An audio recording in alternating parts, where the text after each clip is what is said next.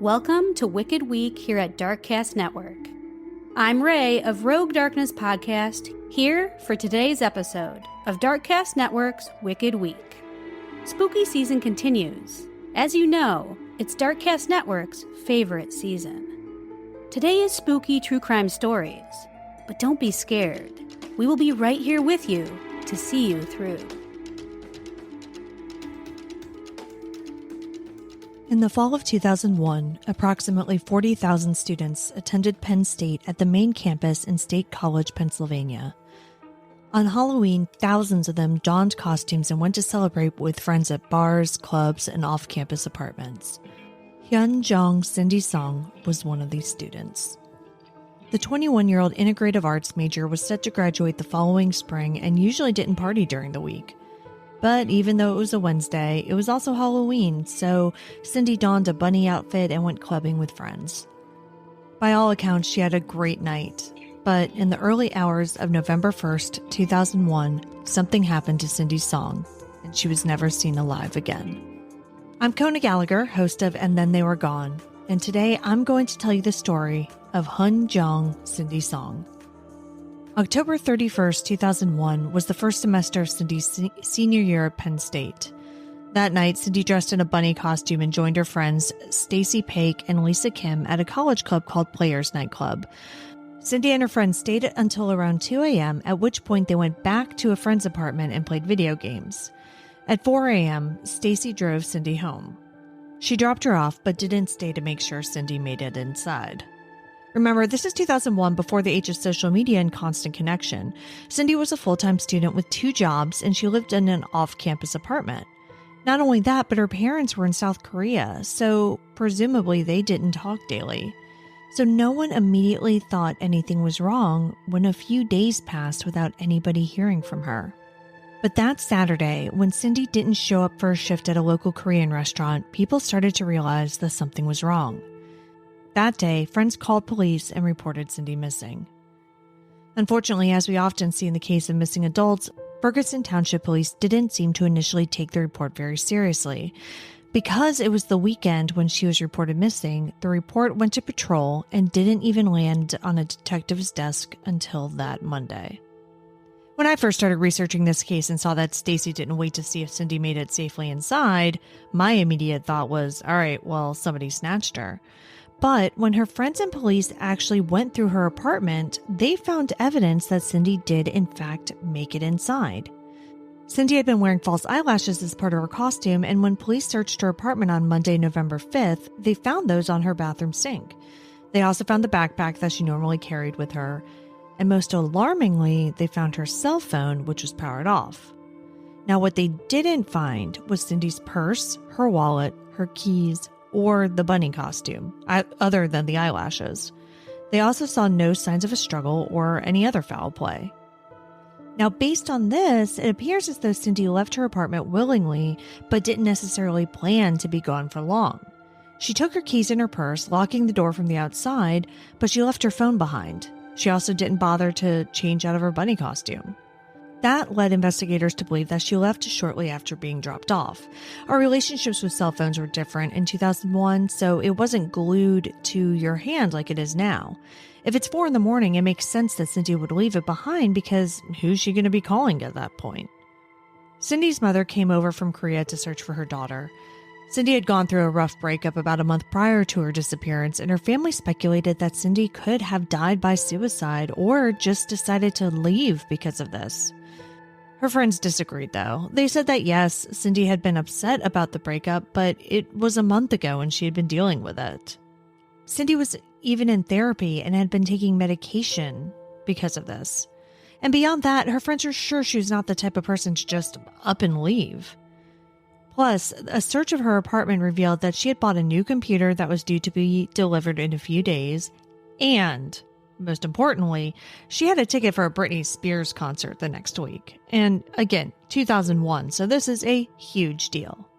At this point, police are thinking that the most likely scenario is that Cindy popped out to a 24-hour grocery store to grab something quickly, and somebody got a hold of her either on her way there or her way back. There was a giant grocery store right by her house, and Cindy was known to go there at all hours of the night to pick up snacks or what have you. But Cindy's credit cards weren't used there, and by the time detectives went to the store to get surveillance tape, there was nothing from that night. Given the lack of clues in Cindy's disappearance, the police had to look at a variety of different possibilities. Stranger abductions are exceedingly rare, so investigators started looking into the people in Cindy's life. They interviewed all of her friends, her family, her ex-boyfriend Patrick, but according to Detective Brian Sprinkle, quote, there wasn't any indication that he was involved in any way, end quote.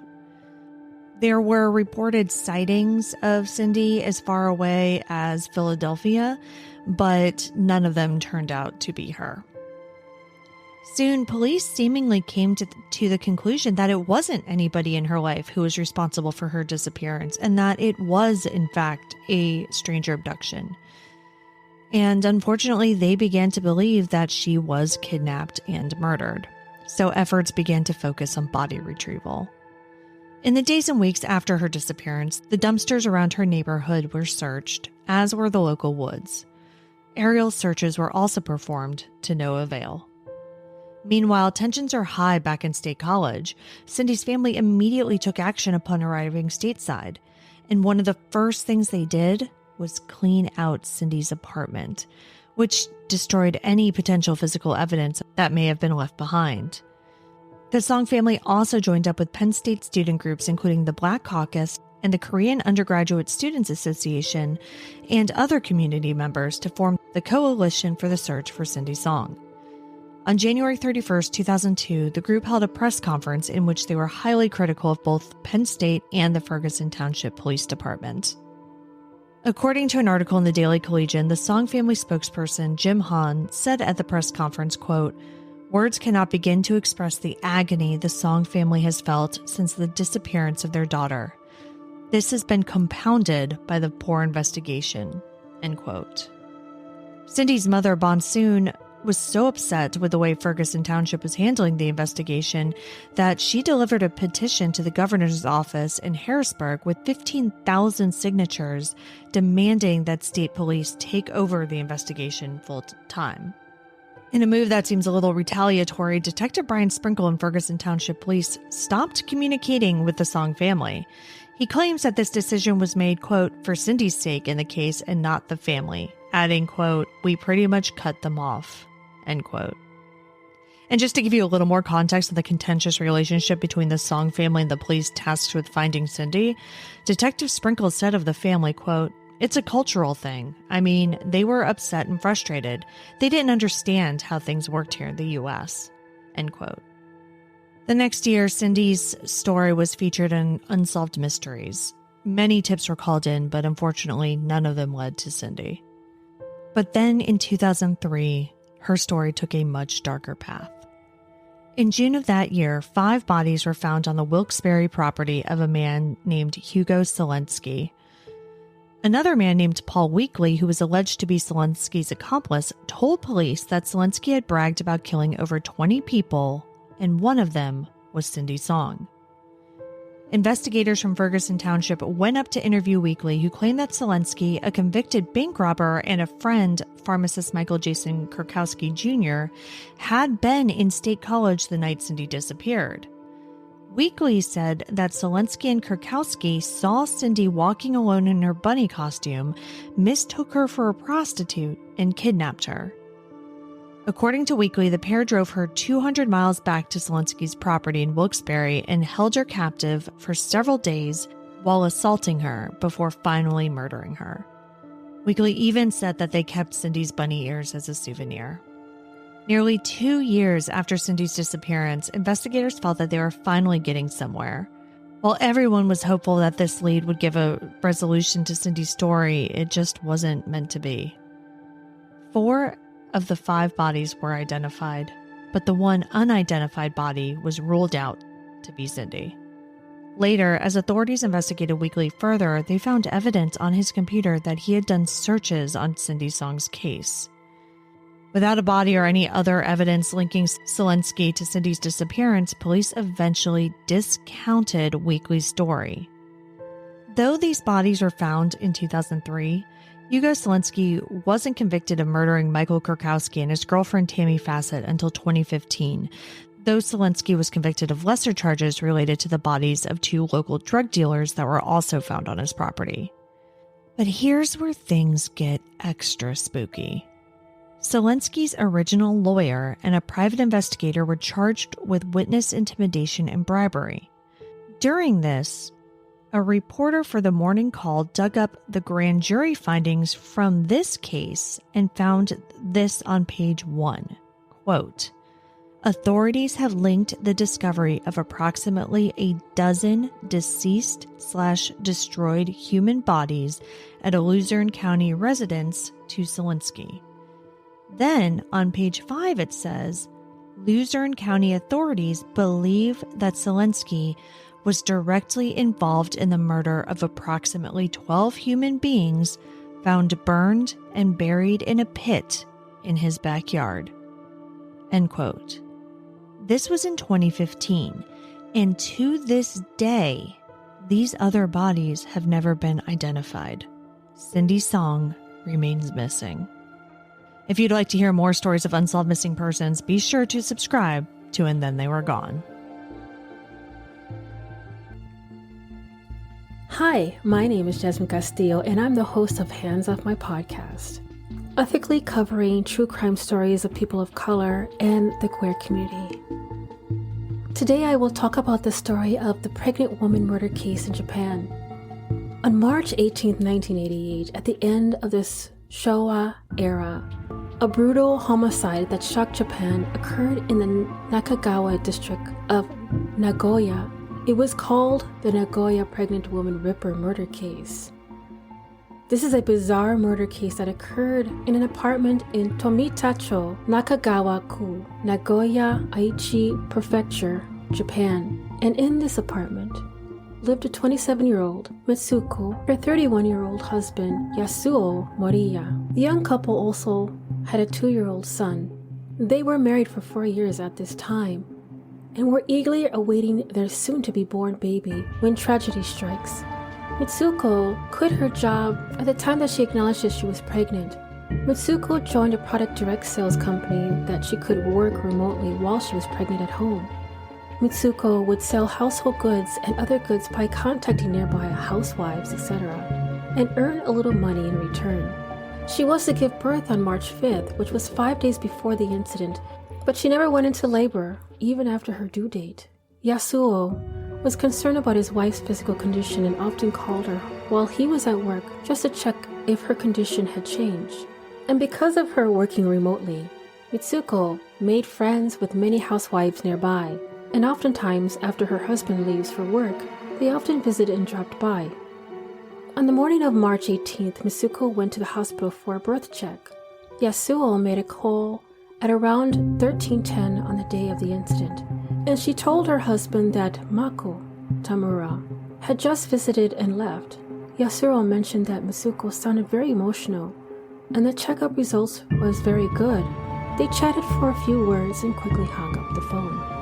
Japanese apartments are densely populated, and Mitsuko doesn't go out often. Residents nearby paid attention to the appearance of her going out and provided testimony to the police. At about 2:30 p.m., according to memories, a resident saw a red car parked in front of the apartment that was not turned off. The person sitting in the driver's seat was vaguely visible, but he did not see what he looked like. About 10 minutes past 3 o'clock, some citizens passing by reported seeing a man of medium build and an unremembered face. He ran out of the outer staircase on the second floor of the apartment and left the neighborhood. At about 3:20 p.m., another resident on the first floor of the apartment reported that she was at home and heard the doorknob seem to be moving. So she walked to the door and suddenly the doorbell rang. When she opened the door, she found a man with a round face, dressed in a suit and holding a briefcase. The man looking to be about 30 years old. The man asked, "Do you know where Mr. Nakamura's home is?" But there was no one with the surname Nakamura in the apartment. So the residents on the first floor answered that they didn't know, and saw the man turn and leave. At 1850, Yasuo called Mitsuko one last time before leaving the office, but there was no answer. He waited for more than a dozen rings before giving up and taking his bag to head home. Yasuo was puzzled by the strange circumstances when he returned home. He noticed that the front door of his house was unlocked, and there was no electricity in the room.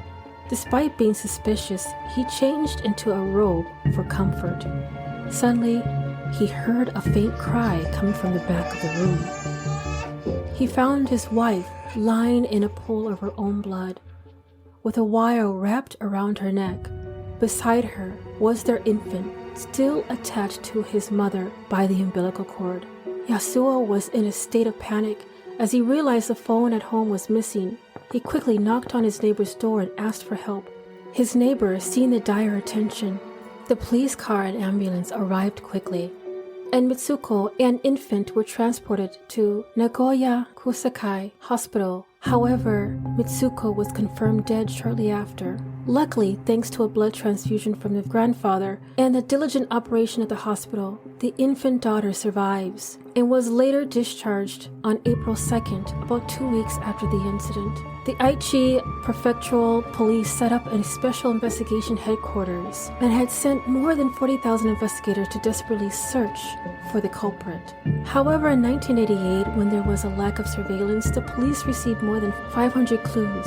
After constant visits and investigations, most of these are actually fake news forged to gain media, interviews, and attention, which has brought great difficulties to the police in detection. In the later forensic autopsy reports, Mitsuko was strangled by a nylon rope, or in some articles identified as a kotatsu electric cord. A kotatsu is a low wooden table frame covered by a futon or heavy blanket upon which a tabletop sits, and underneath is a heat source. Mitsuko's hands were tied behind her back. As she was lying on her back, her abdomen was cut about 38 centimeters, which was 15 inches vertically, with a knife from the solar plexus down. Her daughter had been removed from her uterus, and then a telephone receiver and a Mickey Mouse keychain was stuffed into her abdomen. This investigation had the police scratching their heads.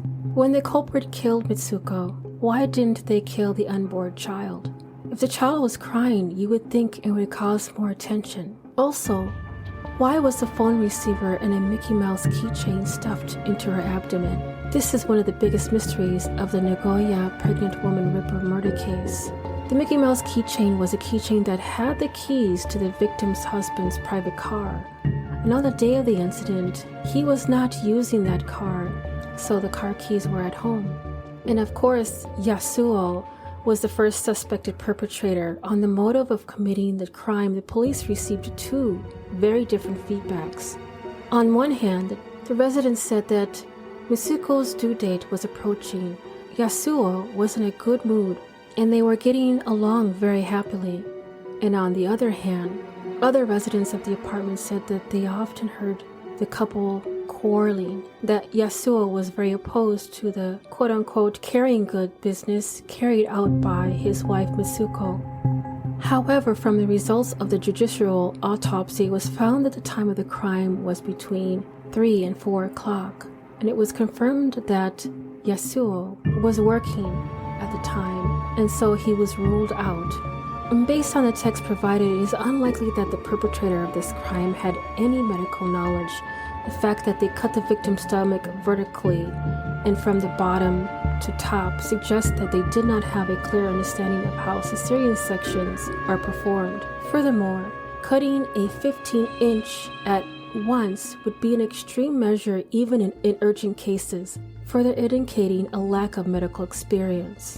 And according to Toshifumi Ishii, a member of the Research Institute for Intractable Diseases, Tokyo Medical and Dental University, the reason is that they thought that, quote, handset equals placenta, telephone cord equals umbilical cord, and Mickey Mouse keychain equals fetus. The perpetrator of the crime may have had mixed emotions.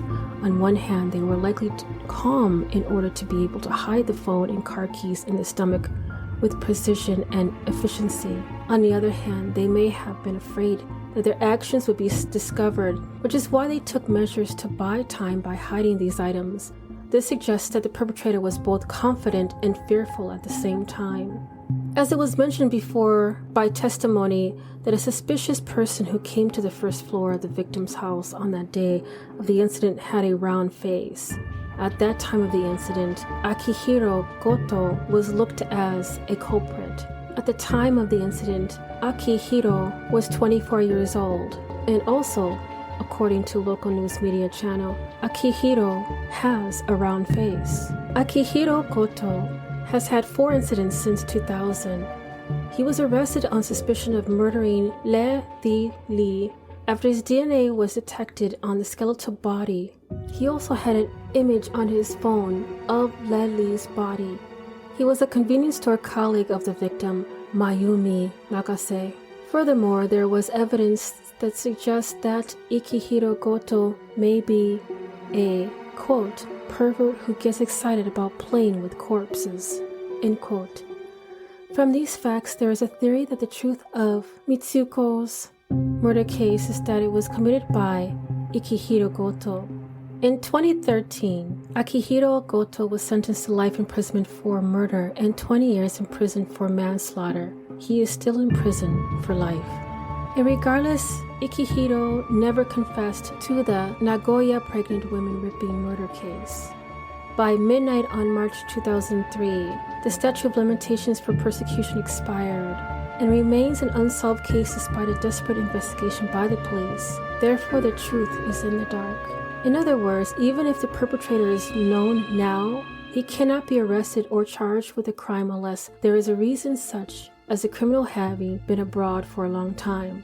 The Nagoya pregnant ripper murder case has come back into the spotlight because it was the source of the Netflix original series, The Grudge, House of Curses. It is very frightening to think that the perpetrator of such a bizarre incident has not yet been caught, and that he may be living somewhere in this society. Good evening, listener. My name is DJ, and I'm the host of the Mythical True Crime Podcast. I cover captivating tales of true crime, legends, and unsolved mysteries from the realms of mythology and reality. Uncover the dark true tales of modern legends with our spoken narratives that blend history, crime, and the supernatural. Tonight's story involves a young man named Yoshiro Hattori, who was born in the Aichi Prefecture in Japan, the second of the 3 children, Yamachi Hatiro, an engineer, and his wife Miko Hattori. He was 16 years old and went to the Baton Rouge, Louisiana school in August 1992 as part of an American Field Service student exchange program. He also had received a scholarship from the Merida Foundation for his trip. Yoshi, which he liked to go by, was hosted as a homestay student in Baton Rouge by Richard and Holly Haymaker, who was a professor and a physician, respectively, and their teenage son, Webb. 2 months into his stay in the United States, Yoshi and his homestay brother, Webb, received an invitation to a Halloween party that was to happen on October 17, 1992. It was organized for Japanese exchange students only. Yoshi went dressed in a white tuxedo in imitation of John Travolta's character in the film Saturday Night Fever. At around 8 p.m., Webb and Yoshi drove to the neighborhood in East Baton Rouge Parish, where the party was supposed to be held.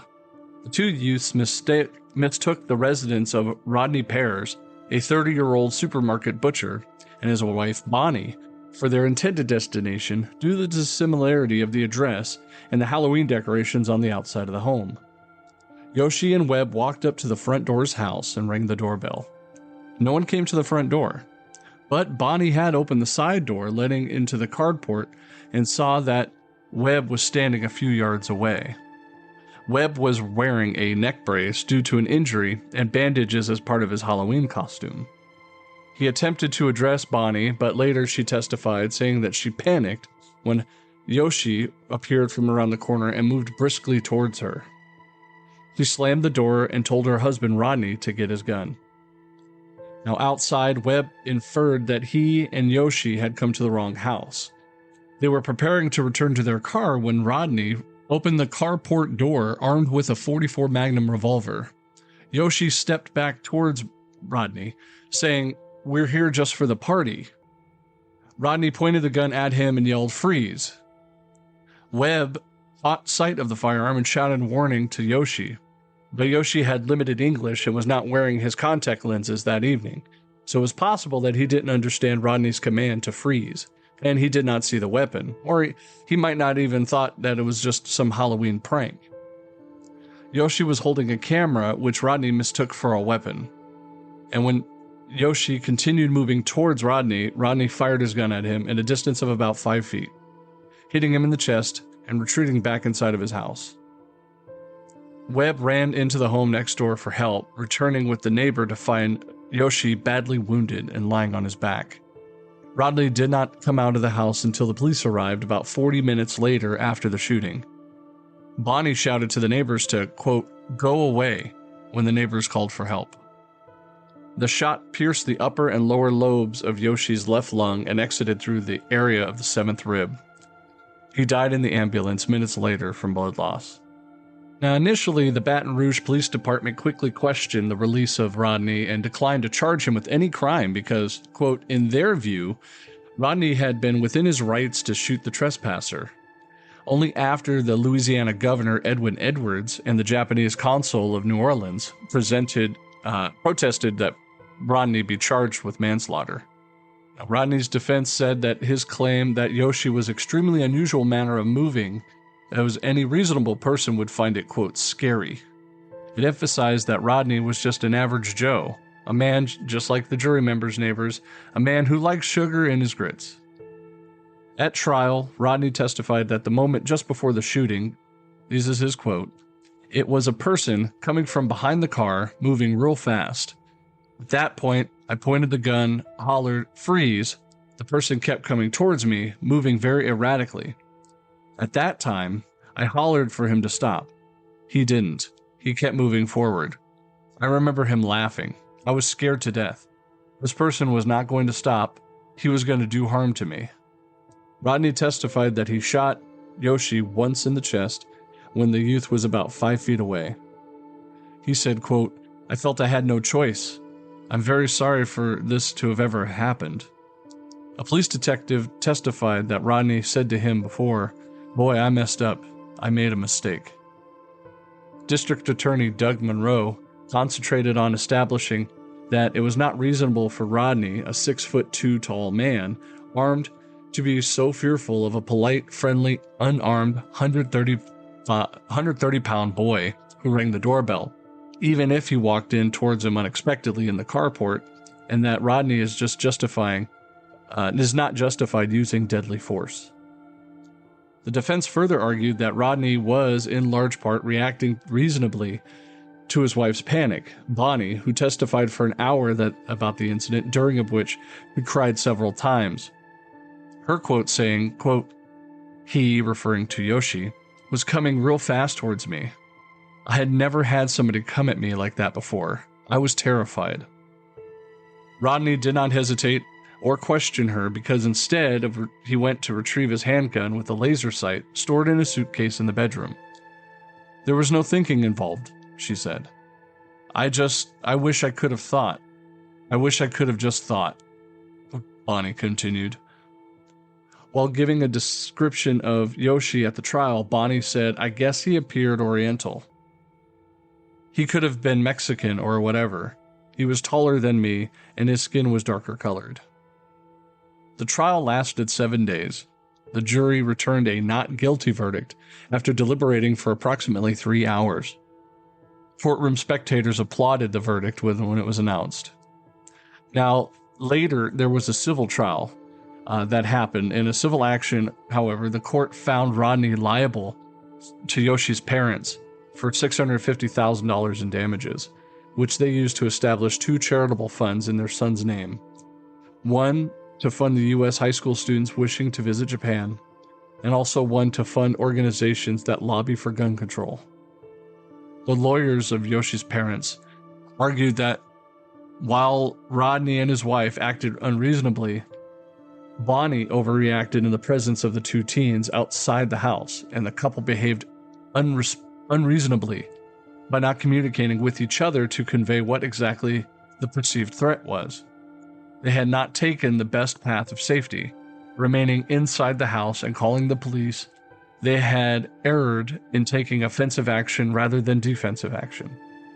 And Rodney used his firearms too quickly without assessing the situation, firing a warning shot or shooting to wound. Further, the much larger Rodney could have easily subdued the short, slightly built Yoshi. Contrary to Rodney's claim that Yoshi was moving strangely and quickly towards him, forensic evidence demonstrates that Yoshi actually was moving very slowly, if not at all, and his hands and arms were away from his body, indicating he was in no threatening position. Overall, a far greater show of force was used than it was supposed to be appropriate. Now, the Pearsons appealed the decision, and in the Louisiana Court of Appeals, they upheld the judgment in October 1995. Second appeal in the Supreme Court of Louisiana was rejected in January 1996, and of the $650,000 judgment, Rodney's insurance company paid $100,000 of that, while Rodney himself was technically responsible for paying the remaining $550,000. Now, after the trial, Rodney told the press that he would never again own a gun.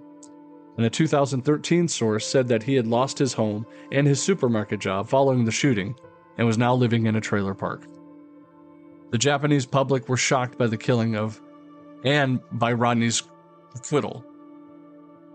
Yoshi's parents and his American host parents, the Haymakers, went on to become active campaigners for gun law reform in the United States. In November 1993, they met with President Bill Clinton, who was presented with a petition signed by 1.7 million Japanese citizens urging stronger gun control. A petition signed by 120,000 American citizens was also presented to Congress. The Hattoris and the Haymakers lent their support to the Brady Bill, originally introduced in the House of Representatives in 1991, which mandated background checks and a 5-day waiting period for the purchase of firearms in the United States. It was signed into law by President Bill Clinton November 30th, 1993, as the Brady Handgun Violence Prevention Act. Now, according to Walter Mondale, the U.S. ambassador to Japan, who presented Yoshi's parents with a copy of the act December 3rd, 1993, Yoshi's death had, quote, a very definitive impact on passage of the Brady Bill. And the Hattori and Haymaker families remained active in gun control activism. In March 2018, following the Stoneman Douglas High School shooting, the Hattoris participated in the March for Our Lives and spoke with survivors. Following the killing, some argued that had Yoshi been white, Bonnie would not have reacted the way she did. The Haymakers started an interview, followed the trial, and that had Hattori been white, they believe that he never would have been killed, noting that Bonnie Hears said that she was first noticed that Hattori had darker colored skin than her, and in her testimony she did define that he was a different race than her. Some in the Baton Rouge said that Bonnie was frightened because she believed that Yoshi was a light-skinned black man. Bonnie rejected notions that her reactions had been racially motivated, stating, "It was his fast movement towards the door that scared me, not the color of his skin." And in the court of public opinion, I say it was racially motivated. He overreacted. Her husband, not thinking, grabbed his gun and fired it at a perceived threat, taking the life of a young 16-year-old child. Put down in the comments what you think. And if you like this, I have many other stories, very similar, some dealing with the supernatural, some vaguely leading into the paranormal. Again, this is DJ with the Mythical True Crime Podcast, associate of the Darkcast Network of indie podcasters. Hope you have a happy Halloween. Good night. Hey there, I'm CJ of Beyond the Rainbow, True Crimes of the LGBTQ+ podcast. The silent film era started around the 1900s and it continued on until almost the 1930s. That's when talkies, movies with sound and dialogue, took over between 1926 and 1930. But before that, silent film stars were gushed upon by their fans of the time. Charlie Chaplin, Lillian Gish, Mary Pickford, and Rudolph Valentino, they were some of the most well-known actors of the era. And though he was nowhere near as popular as silent film star Rudolph Valentino, Ramon Navarro had devastatingly good looks and leading man charm. He had a chiseled chin, great bone structure, dark wavy hair, intense eyes, and a heavy Mexican accent. But since he was a silent film actor, his accent did not interfere with his getting American roles. Ramon was a devout Catholic and gay, which was a huge point of inner conflict for him. As well, being an actor and openly gay would be instant career death during that time. So he chose to stay closeted, which would play a part in his untimely death. Ramon was successful in his career and with keeping his sexual identity a secret. He hired male sex workers to fulfill his fantasies and his needs. Besides sex workers being a vice, he also leaned heavily on alcohol as a coping mechanism. Ramon was born in 1900, and by 1968, he was retired from acting and living out his retirement in his beautiful Laurel Canyon home in Los Angeles, California. But Ramon was now a frail old man, and the night before Halloween on October 30th, there was a knock on Ramon's door.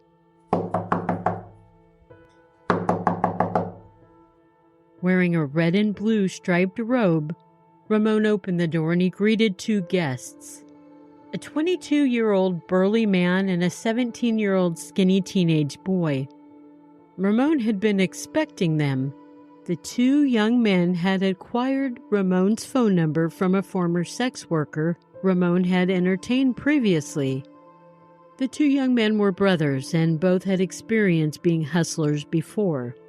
They knew exactly why they were there.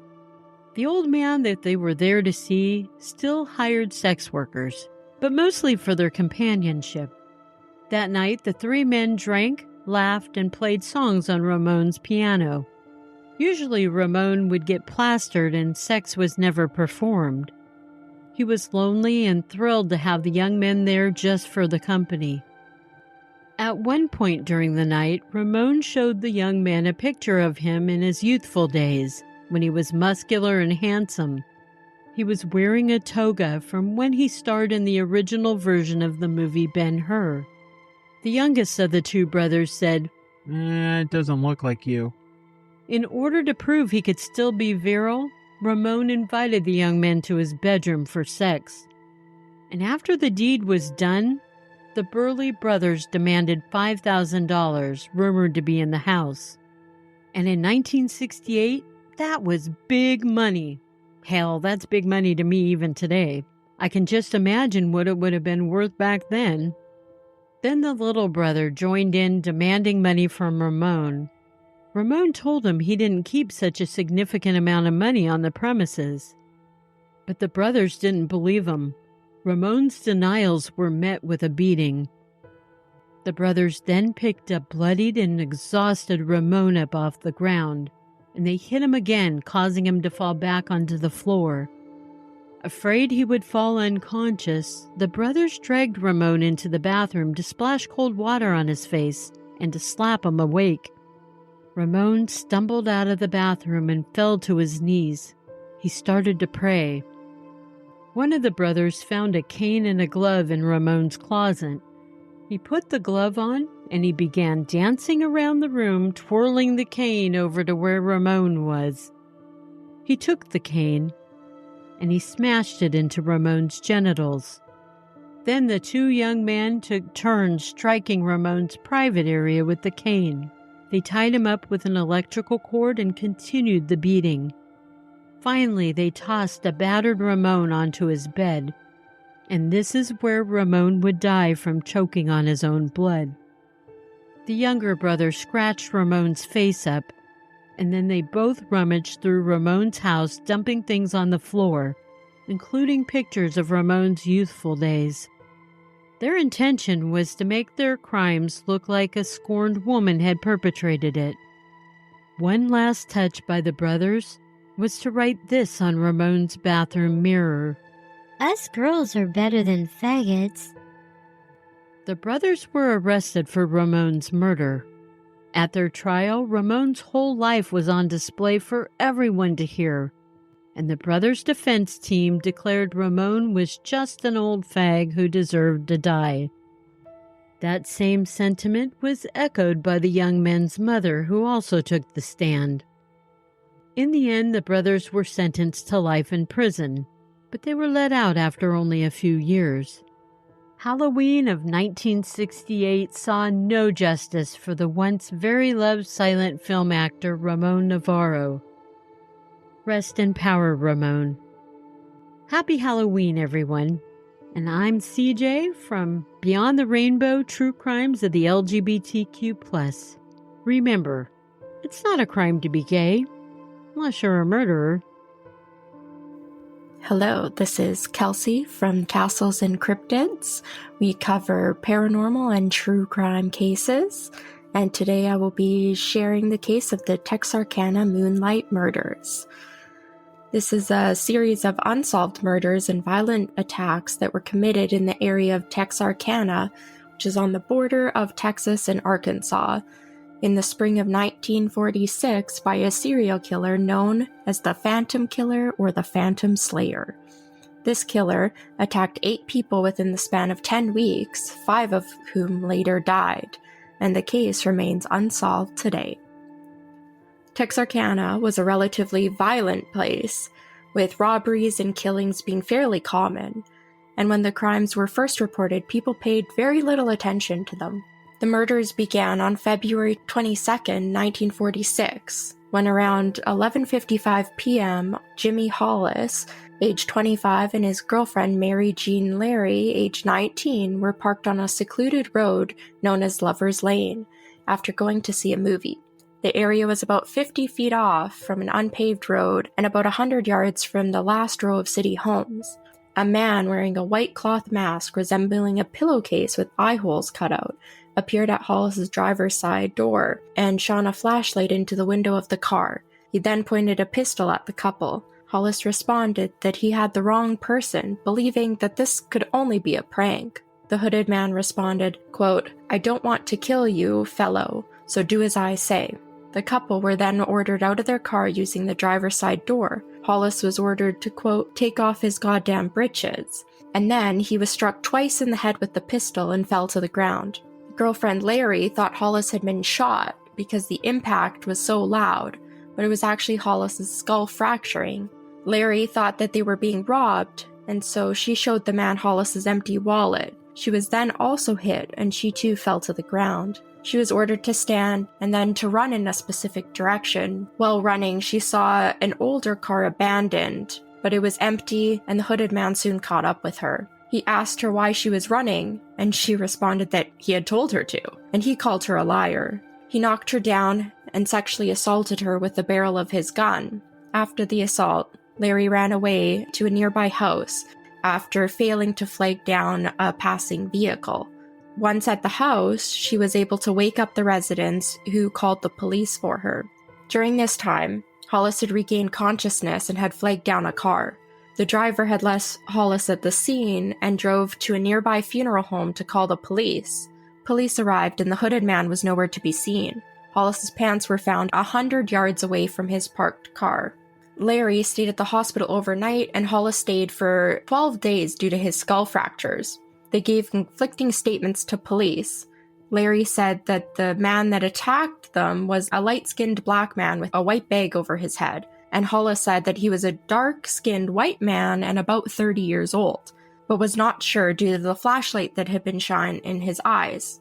Both said that he was around 6 feet tall, and police believed the couple knew their attacker and were actually covering for them. The next attack occurred on March 24, 1946, when Richard L. Griffin, 29, and his girlfriend Polly Ann Moore, 17, were found dead in Griffin's 1941 Oldsmobile sometime between 8:30 and 9 a.m. on a different lover's lane after having dinner with Griffin's sister the night before. Griffin was found between the front seats on his knees with his head resting on his crossed hands, and Moore was found in the back seat sprawled face down. Griffin had been shot twice while still in the car with his pants pockets turned inside out. Both had been shot once in the back of the head, and both were fully clothed. A blood-soaked patch of earth near the car suggested to police that they had been killed outside the car and placed back inside. Congealed blood was found covering the running board of the car, and it had flowed through the bottom of the car door. Rain during the night had unfortunately washed away any other evidence. A .32 caliber cartridge shell was also found at the scene, possibly shot from a Colt pistol that had been wrapped in a blanket. No sexual assault is believed to have taken place. Police continued their search, and the FBI soon became involved. Police even posted a $500 reward for a conviction, which instead led to over 100 false leads. The community believed that the attacks were isolated incidents and not related. The third attack occurred on April 13, 1964, when 15-year-old Betty Jo Booker was playing the saxophone with her band at their weekly gig at a club. At 1:30 a.m. on the 14th, her friend Paul Martin, age 17, came to pick her up. This is the last time they were seen alive. Martin's body was found around 6:30 a.m. lying on its side near the road, and blood was found on a nearby fence. He had been shot 4 times, once through the nose, through the ribs, through his right hand, and in the back of the head. Booker was found at 11:30 a.m. 2 miles away. She was fully clothed on her back with one hand in the pocket of her buttoned overcoat. She had been shot 2 times through the chest and the face, and had also been sexually assaulted. Martin's car was found nearby with the keys inside. Police do not know who was shot first, but both were involved in violent struggles. Booker's saxophone was found 6 months later in its leather case in bushes near where her body had been found. The community really started to panic now that 4 people were dead and 2 others had been attacked in just 2 months. When Ben went to work, women and children moved into the downtown hotel called Hotel Grimm. People also started setting up booby traps in their houses for protection. At the time, the reward was increased to over $1,700, and rumors were starting to spread about possible suspects. Police confirmed these rumors were false and that no one had ever been arrested. The name The Phantom came from the headline, "Phantom Killer Eludes Police." May 3rd, 1946, Virgil Starks, a 37-year-old farmer and welder, was attacked around 8:50 p.m. at his house 10 miles outside of Texarkana. Virgil was in his sitting room listening to the radio with a heating pad on his back. While his wife Katie, 36, was in their bedroom, she heard a sound from the backyard and yelled for Virgil to turn down the radio. Virgil was suddenly then shot twice in the back of the head through the closed double window. Katie didn't hear the shots, but she heard the clasp breaking. She went into the room and saw Virgil stand up and then slump back into the chair. She saw the gunshot wound in his head and ran to call the police. While trying to get to the phone, she was shot twice in the face from that same window that Virgil had been shot from. One bullet entered her right cheek and exited behind her left ear. The other entered below her lip, broke her jaw, and splintered multiple teeth before lodging under her tongue. She dropped to her knees, then was able to get to her feet and ran to get the pistol from their living room. But she couldn't see because the blood was pouring into her eyes. She heard the killer tearing open the rusted screen wire on the back porch.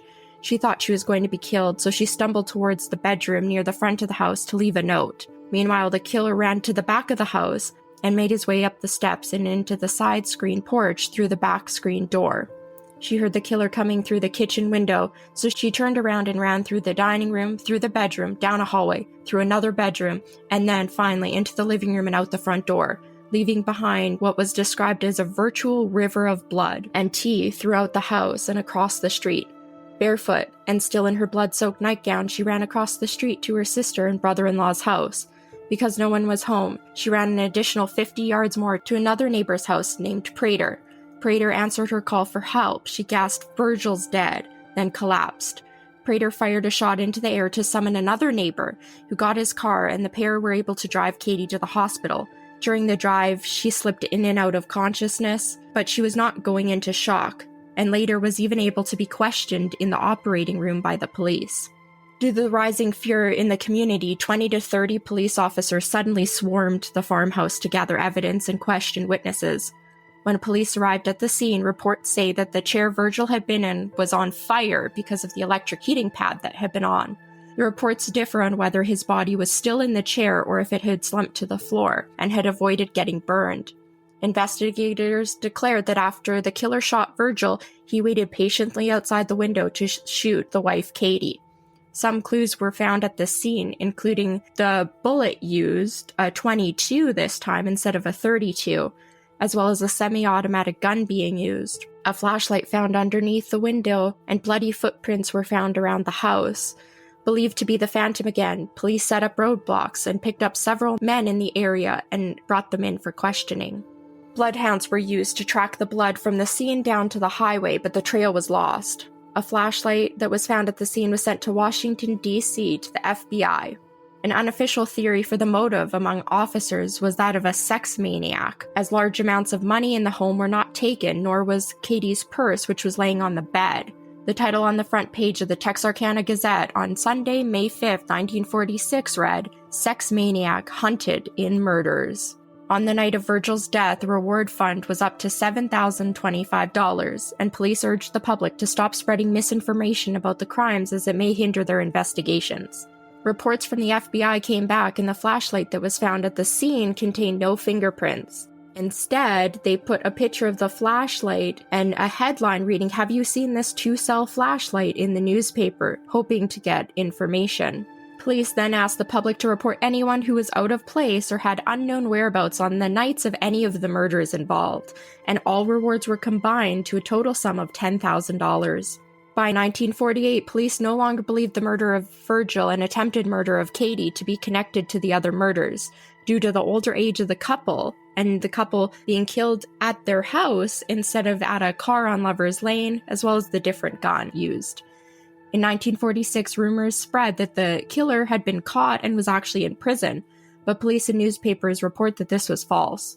Because no other people could provide a description of the killer, it is difficult to confirm what they ever looked like, or if they ever were wearing a mask during these other attacks. Police knew that they always attacked on the weekend, usually 3 weeks apart, and always at night. The Texarkana public became more and more concerned, and some teenagers even took matters into their own hands trying to bait the Phantom so that they could kill them. At night, the town became a ghost town, with drops in sales forcing stores nearby to close early, and imagined reports of prowlers kept all the police in town busy. Police and volunteers even sat in cars parked on Lover's Lanes as decoys trying to bait the Phantom. Throughout the investigation, almost 400 people have been on the suspect list or have been questioned, with many suspects being eliminated. Since 1946, the town of Texarkana has come to terms with their legacy. In 1976, the film The Town That Dreaded Sundown, which was loosely based on the true events of the case, was released, despite the movie's claim that, quote, only the names have been changed. Because the movie claimed that the story you're about to see is true, where it happened and how it happened, the fabricated parts of the stories created much of the myth and folklore around the murders for the next several decades. The 1976 film also spawned a 2014 remake. In the town of Texarkana, every October near Halloween, the 1976 movie is played at an outdoor Movies at the Park event that's sponsored by the Department of Parks and Recreation. The tradition started in 2003, and approximately 600 people attended each year. If you would like to hear the full list of suspects and all the evidence involved in this case, you can head over to the Castles and Cryptids episode 31, where I cover the case in depth. Until then, I hope you enjoyed. Thanks for listening, and keep it cryptic. Next up, we have a true crime story from Tiffany of Crime Over Cocktails. I just wanted to put a warning out there in the beginning that just in case, if anyone had any triggers or anything like that, that this may not be the episode for you. So I just wanted to give you fair warning. Amanda Taylor grew up in Florida with her mother, and she didn't exactly have an easy life. She actually never met her father, and her mom was an alcoholic so bad at the age of 11 that her uncle Matthew decided to take her home with him, and he lived in Christiansburg, Virginia. When she moved to Virginia, she was able to have a normal life. She had friends, she went to school, she was getting good grades. She met her best friend, Mariah Roebuck, while at school, and they were inseparable from that point on. If you saw one, you saw the other. Mariah introduced her to another friend of hers, Rex Taylor. He was 2 years older than Amanda, but there was an instant attraction. They also had many things in common, like they shared the same birthday. They were both obsessed with horror films, nasty, gruesome pictures. They were just obsessed with murder and killings and serial killers. So the three of them would just kind of sit around and watch horror movies all day. They loved the gore, the effects. They even had joined a community online that was everything horror. They were also talking with serial killers and was part of a serial killer fan club. Y'all know that existed? Because I did not. So, Amanda ended up getting pregnant in the 10th grade and dropped out of high school. By March of 2014, they were already married for 9 years and had 2 children, 6-year-old Damien and 17-month-old Dayla. Amanda's a loving mother. She likes to spend time with her kids. She liked to take them places, post pictures on social media. She just loved being a mother, and she loved being with her family. But about 8 years into the marriage, Rex was starting to get very depressed. He used to battle with depression in years before, but it seemed as if it was coming back. And he just seemed to always look like he was in pain. You could see the pain on his face. He wanted to be there for the family, but he just doesn't know how to shake it off. So he decides he's going to go and turn to his dad, try to get some good fatherly advice, see if his dad knows what he can do to try to shake off all this depression, how to get back to his normal self. So he goes and sees his father, Charlie Taylor. Now, Charlie tried to be the best dad he could be, but unfortunately, he had demons of his own that he was fighting. He was taking pain meds for an injured back for something that happened at work, but it was obvious that it became to the point where he was now abusing them. He was taking more than he should. He's zonked out. So when Rex shows up looking for help, his father helps him really the only way that he even knows how to help. So he gives him a pain pill and said, now just relax. Rex at first did not want to take this. He was like, no, I'm not doing pills, this and that. But, he was just so desperate. His father promised it would make him feel better. So he trusted him and he took it. Before long, Rex is now also addicted to the pain medication and is also drinking heavily on top of that. Amanda is not happy because now he's either drunk or high all the time and constantly begging him to just stop. Please stop. Go get help. I need you. The kids need you. Stuff like that, clearly one person can't do it all. He promised to get sober, but it was a promise he couldn't keep. So Amanda decides, you know what? I'm done. She takes the kids and she goes to her mother's house. He's a mess, begging her not to leave and that he will change. But she's heard it before. And she said, you know what? This time, no, you're not going to tell me. You're going to show me. You're going to have to show me that you can get sober and get clean. In August of 2014, Amanda was giving her son, Damien, a birthday party. It was his 7th birthday. Amanda even decided she invited Rex to come so he could see his kids for a few hours. But after time's going on, she's realizing he's not there. They try to call him. He's not answering the phone. It's very odd. Even his mother kept calling him to see where he was, but he's not answering. And she just felt something's wrong. I got to go check it out. So she actually leaves the party and then heads over. She goes to the side door. She found him in the garage on his knees with a rope around his neck. He had hanged himself on his son's 7th birthday. Amanda is devastated. Rex was her life. She couldn't stop crying for days. She got so depressed. People were starting to get really worried about her to the point where she wasn't even taking care of her kids anymore. She couldn't get out of the bed. Her parents had to start taking care of the kids because she was just going deeper and deeper. So Mariah comes over one day and to see how she's doing. And Amanda was looking online at some videos. So she called her over to look at them. And Mariah was, I guess you could say, shocked. It was videos of people hanging themselves. She asked, like, why are you watching this? Why are you doing this to yourself? And she just told her, like, hey, relax. And then she would ask, which one do you think is the most relatable to Rex? Mariah's scared. She's like, okay, this is taking a creepy turn. Her obsession just grows and grows and grows. Amanda starts going into chat rooms, looking for another twisted soul, and ends up meeting Sean Ball, who claims to be ex-military in the Navy and has pictures all over his social media of graphic photos from war or ones that he just kind of thought were cool. So she sent him a message asking him, like, did you actually kill anybody? And she wanted to hear all the gory details. So she decides to bring her over to Mariah's house for a horror film marathon. It was obvious that Sean was smitten with Amanda, and he was trying to impress her. Some of the friends that were there also remember him telling her things like, I can rip a man's head off with my bare hands. And that she just looked at him like, oh my God.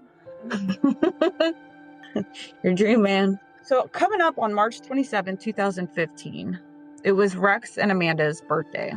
And this is the first one since his death. She told Mariah, I don't know if I can handle it. I'm not sure I can make it. And she's telling her, you can and you will. You're going to be fine. We're here. They go to his grave. And she just drops to her knees. She's crying. She's cleaning off the leaves on his grave. Just saying, like, I love you. And then she just snaps. She puts a knife that she had in her purse and puts it up to her throat. Screaming, I want to be with Rex. Why won't you let me be with him? Her friends are able to get the knife away from her, but they are all freaking terrified. They didn't understand how it went from like 0 to 100 or real quick. I mean, I'm sure they knew she was going to be some kind of emotional, especially because she was drinking on the way there. But, they didn't expect her to do anything like that. And especially because when they went to try to get the knife from her, she started almost lash out back at them. So her uncle gets involved again and puts her in a 5-day program in Redford, Virginia under suicide watch. They will only release her to a responsible adult. Well, after 48 hours, she's ready to leave. And she tries to call Mariah. Mariah's like, nope. She calls her mom, begs her mom. Nope. Calls her uncle. Nope. So they all want her to stay and get the help that she needs. She needs to fight these demons that she's going through or she's never going to heal. But she knows there is one person that will come get her. Sean Ball.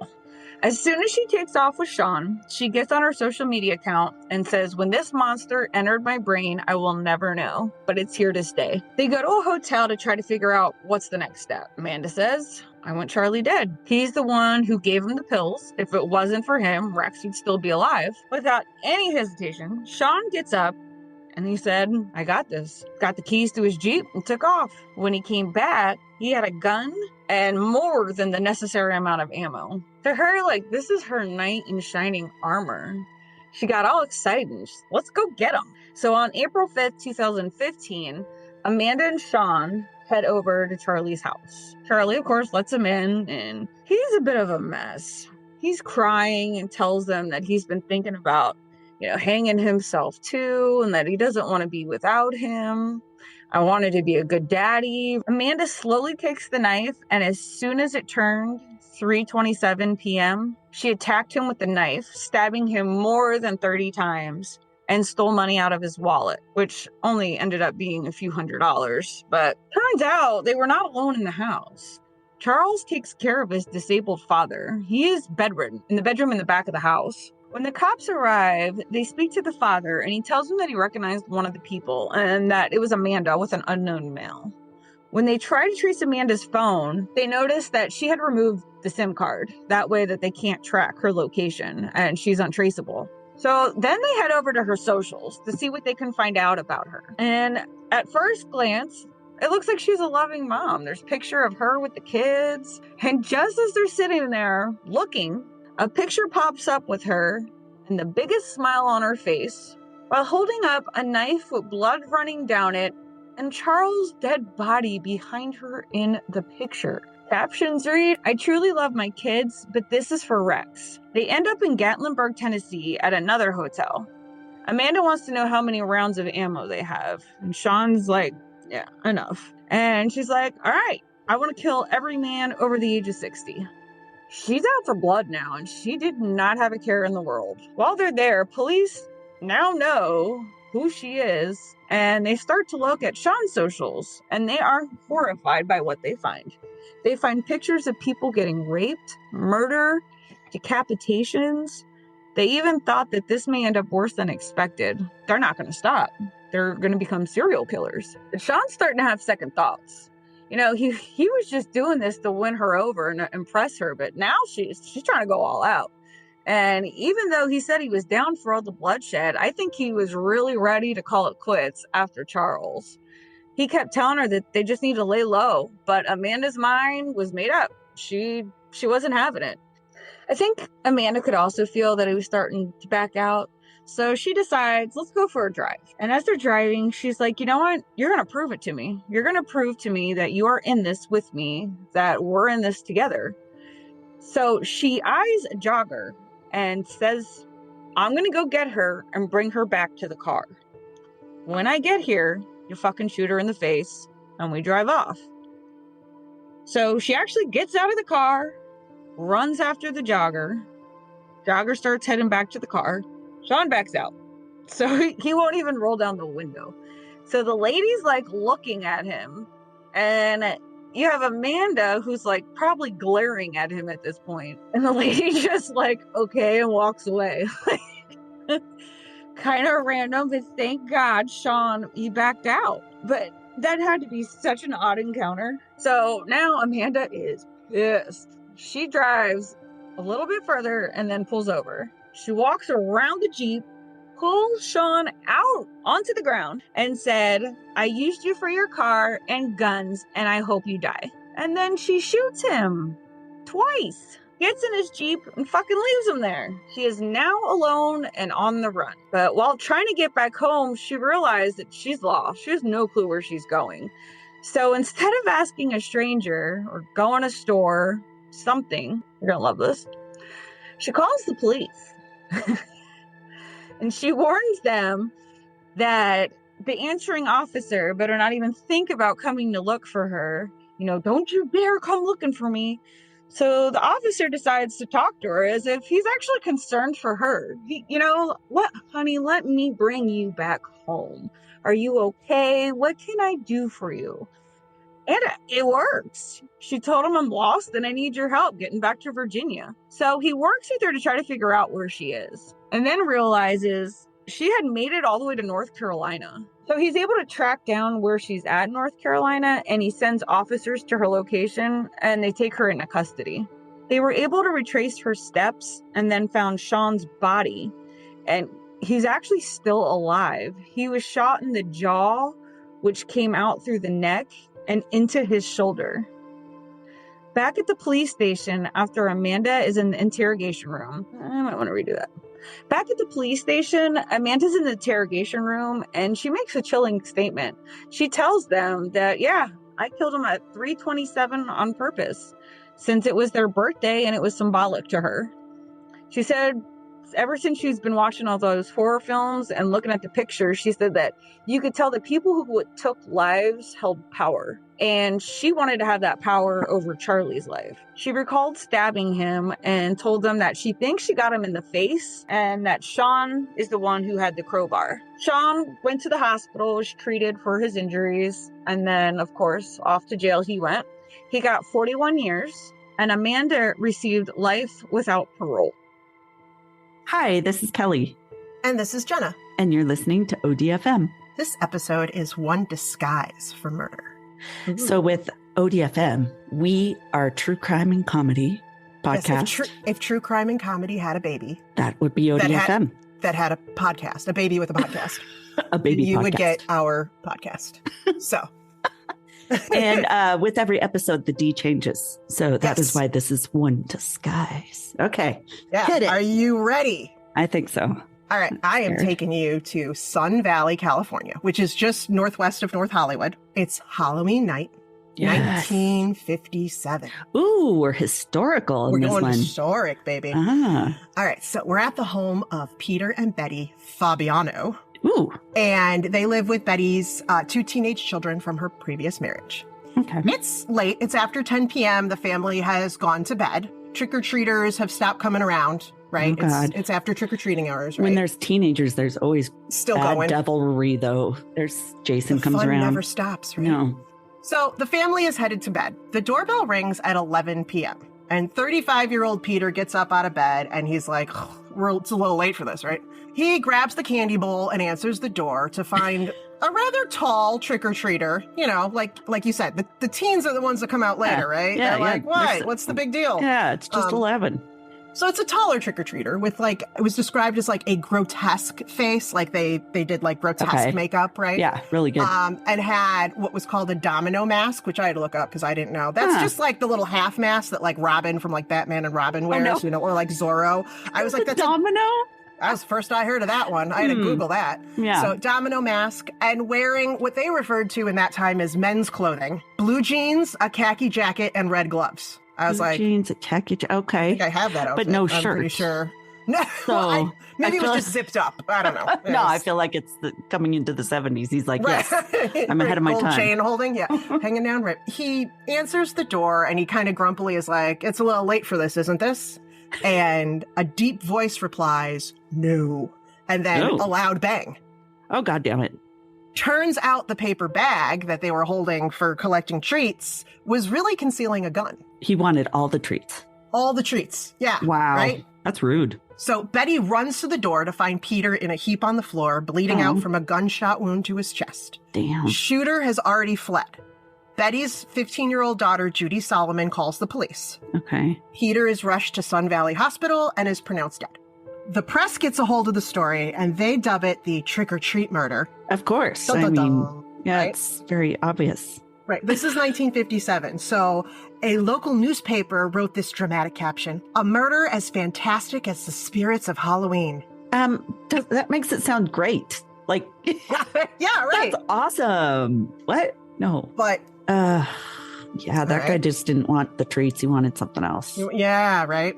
There was one witness-ish, a teenager, and all they saw was a car speeding out of the neighborhood. So it wasn't really much to go on. Okay, so at least we know that. Yeah, there was no shell casing. Wonder if it fell in the bag.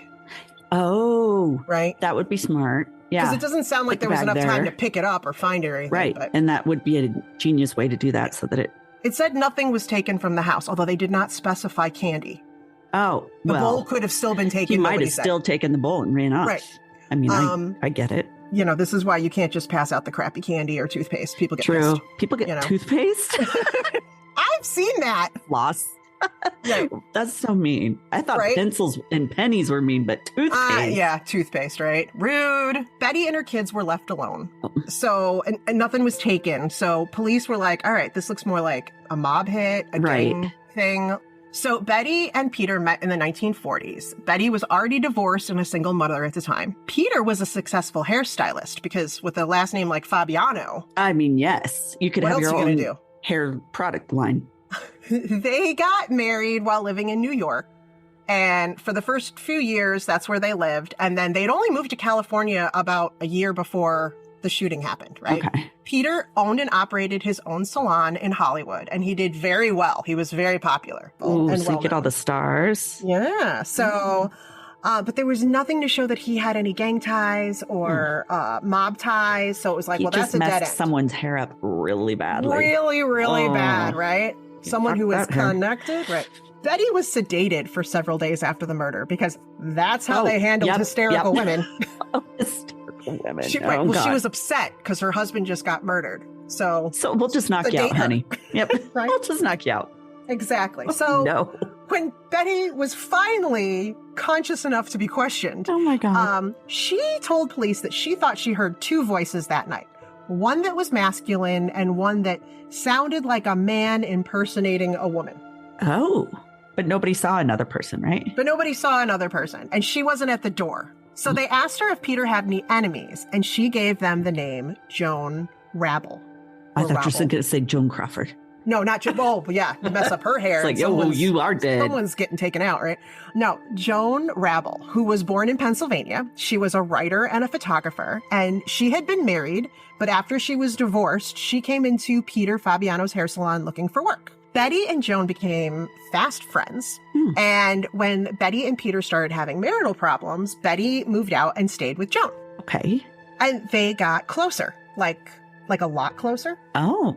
The two women had what was described in those days as an abnormal relationship. But you wouldn't think in Hollywood in those days that'd be that abnormal. I guess they was still underground, basically. It still wasn't spoken of, right? Okay. But ultimately, Betty decided she wanted to save her marriage, right? So the couple reconciled, but not before Betty admitted to Peter that she and Joan had been more than friends. Okay. And he's not excited by this? He was less than thrilled. Oh, all right. But he was like, okay, cool, but promise never to see her again. Betty's I get like, it. Yeah. Okay, right? Okay. So, but now Joan has lost both Betty, who she was in love with, and she also just lost her job. Good point. So, right. So she's heartbroken and pissed off. Mm-hmm. Right. So police pick up Joan, but there's no evidence tying her to the murder. But she's the only one in this triangle. She's the only one who's got a grudge, right? Okay. But so they have to let her go. 2 weeks later, an anonymous tip comes in, and police recover the murder weapon, a .38 Smith & Wesson, from the locker of a department store that was registered to a 43-year-old woman who was a medical secretary named Goldine Pfizer. So on November 12th, police arrest Goldine at her home in Hollywood, which was just a mile away from Joan's home. Oh, interesting. And she was happy to spill everything she knew and actually said it was a relief to get it off my mind. Well, at least she had a guilty conscience about it. Yes. All right. So Joan and Goldine had met several months before, and they bonded over coffee and how they were both now divorced, having both had married men in a way to disguise the fact that they were lesbians. Right. And that was common. Yeah. And I mean, shockingly, that didn't pan out. Right? You can't fake it till you make it with this stuff. So while Goldine was falling for Joan, Joan talked incessantly about her friend Betty, who was married to this man who was pure evil. Ouch. Right. Quote from Goldine was, "She told me that Mr. Fabiano was a vile, evil man, a man who destroyed everything around him. She told me that he mistreated his wife and that he was dealing narcotics." Wow. She's not pulling any punches. No, not at all. There was no proof of any of that, by the way. Oh, right. Joan also said that Peter hated her, and so her own life was in danger. Yeah, this is a dangerous man here, right? Feels a little manipulative. So the only solution, naturally, is that Peter's got to be taken out of the picture. Yeah, I mean, there's no other... What? We could move across the country? No. That's We've not got to kill the person. That's the only option. So Joan gave Goldine the money to purchase a gun, which she did. Joan borrowed a car from a friend. And on Halloween night, she was the one who gave Goldine this quote-unquote men's clothing. She basically wasn't wearing a dress. And with the Robin mask. Gave her the Robin mask, gave her some creepy makeup, and then drove her to the Fabiano home. According to Goldine, after going to the door and shooting Peter, she runs back to the car. Joan thanked her. And then they sped off in the car. She also said that they both burned their clothing and returned the car to the friend. Then Joan told Goldine, "Forget you ever knew me." Well, wait, I didn't know I was going to be thrown out of this relationship. I know. What? She was like, wait, I thought we had a thing. Just killed someone for you, but okay. Wait, did I not prove my love? What? I just saved you, right? Wow. The next day, poor Goldine realizes, wait, I still have the gun. So not knowing what to do with it, she rented the storage locker at the department store and left the gun inside. She is obviously not the criminal mastermind. No. It's like, Goldine, run to Mexico. Oh, no. Joan Rabble was arrested. Both women were charged with first-degree murder and pled not guilty. Their trial was set for late December, and a judge ordered them to be evaluated by 3 psychiatrists. Oh, geez. They're going to try to... I know, right? Okay.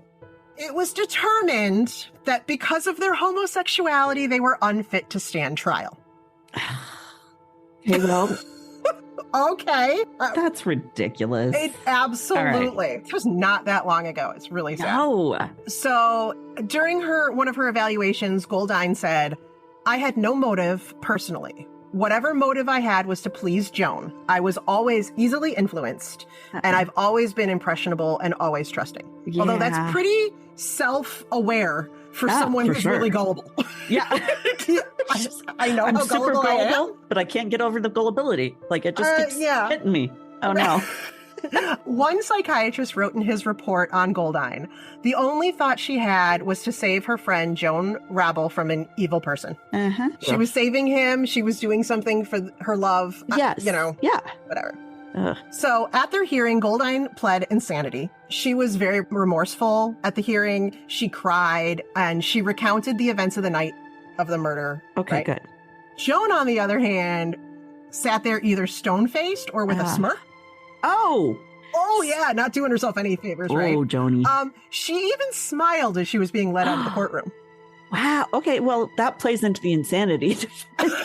Right, exactly. Wow. Or, I know I can get out of this. Yeah. Whatever, I don't know. Both women ended up taking a plea deal for a reduced charge of second-degree murder. Wow. And they were sentenced to 5 years to life in prison. 5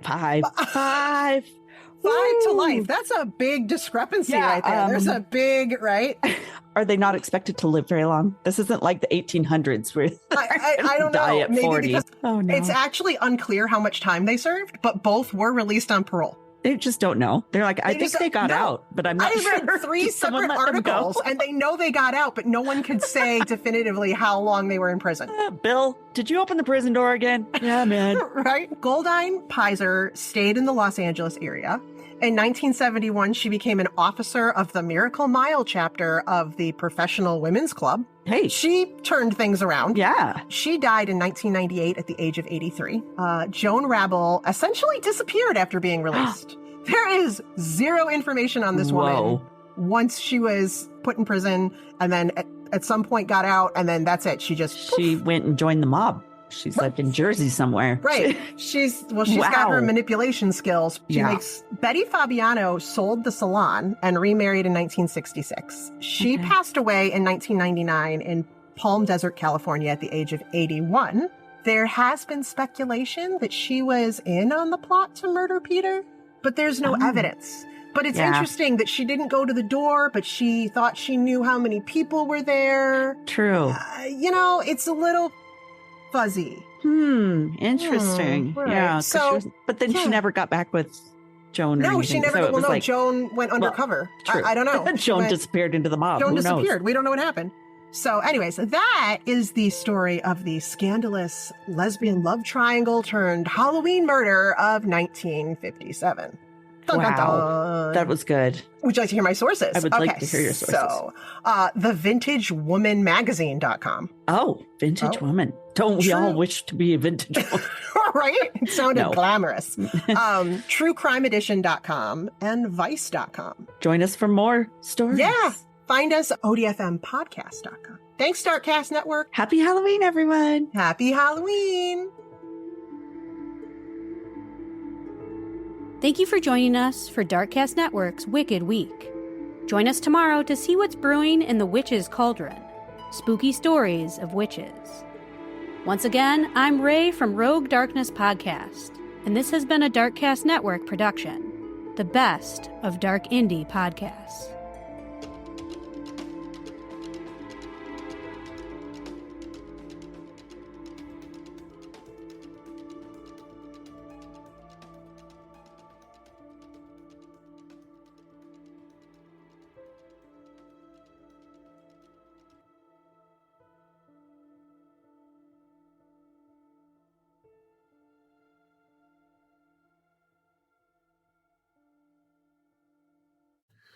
Thank you for listening to the Paranormal Peeps podcast. You can find us on social media at Twitter at CPR Paranormal, on Facebook at Paranormal Peeps Podcast and Cold Spot Paranormal Research. And you can find us on Instagram at coldspot_paranormal_research.